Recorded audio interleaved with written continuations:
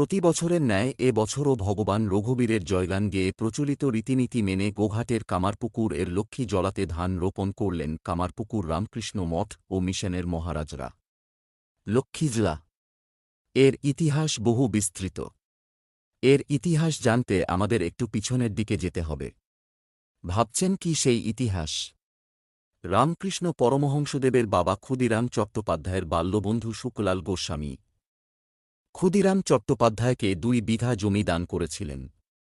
সেই জমিতে ঠাকুর কুল দেবতা রঘুবীরের নাম নিয়ে প্রতিবছর রথের দিন ধান রোপণ করেন।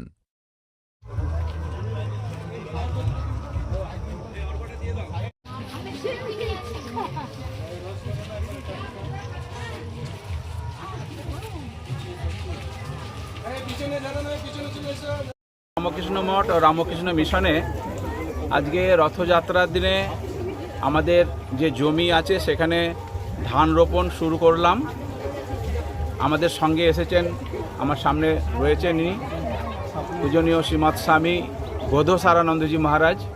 উনি আমাদের অ্যাসিস্ট্যান্ট জেনারেল সেক্রেটারি মহারাজ, রামকৃষ্ণ মঠ ও রামকৃষ্ণ মিশন উনি আছেন। আমরা কামারপুকুর মঠের সাধু ব্রহ্মচারী ভাইরা সব আছি। তো এই দিনের মাহাত্ম্য হচ্ছে ভগবান শ্রীরামকৃষ্ণদেবের পিতৃদেব ক্ষুদিরাম চট্টোপাধ্যায় তাঁর যে জমি ছিল প্রায় 2 বিঘা জমি, জমিটির নাম হচ্ছে লক্ষ্মীজলা। সেই লক্ষ্মীজলাতে তিনি ধান রোপণ শুরু করতেন। তার দেবতা, পূজিত দেবতা রঘুবীর, জয় রঘুবীর বলে তিনি 3টে গোছ ধান রোপণ করে দিতেন। তারপরে যে জন মনুষরা থাকতেন সেই জন মনীষীরা তারা বাকি ধান রোপণ করতেন। তো সেই জমিতে লক্ষ্মীজলাতে যা ধান উৎপাদন হতো সেই উৎপাদিত ধানের দ্বারাই ক্ষুদিরাম চট্টোপাধ্যায়ের সংসার চলে যেত। সেই ছিল লক্ষ্মীজলার ইতিহাস। তো সেই হিসাবে আমরা ট্র্যাডিশন হিসাবে আমরা আমাদের যে জমি আছে 60-70 বিঘা জমি আমরা ধান চাষ করি রামকৃষ্ণ মঠ কামারপুকুরে।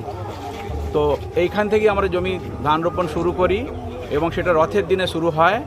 ক্ষুদিরাম চট্টোপাধ্যায় যেভাবে করতেন আমরা ভগবান শ্রীরামকৃষ্ণদেব, মা সারদা দেবী, স্বামী বিবেকানন্দ এবং রঘুবীর শীতলা মায়ের জয় দিয়ে এবং জগন্নাথ দেবের জয় দিয়ে আমরা আজকে ধান রোপণ শুরু করি। তারপর থেকে অন্যান্য জমি চাষ হবে।